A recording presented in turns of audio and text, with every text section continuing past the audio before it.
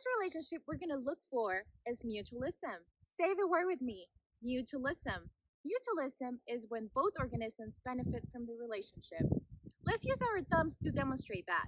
Hold both thumbs up to show that both organisms are benefiting.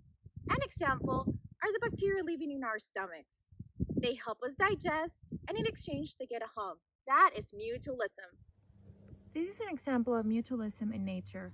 Flowers provide nectar to the bees, and as the bees move from flower to flower, it spreads pollen, helping flowers reproduce. Let's talk about commensalism next. Can you say it with me? Commensalism.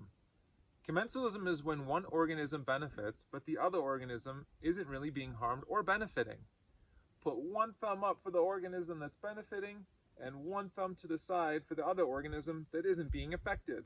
Do you know that some bacteria that lives on your body eats your dead skin?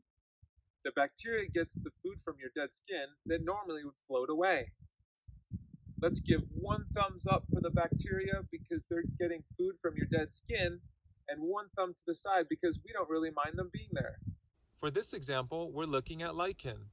Lichen has a couple different types of symbiotic relationships. Here, the lichen and this tree live in a commensal relationship.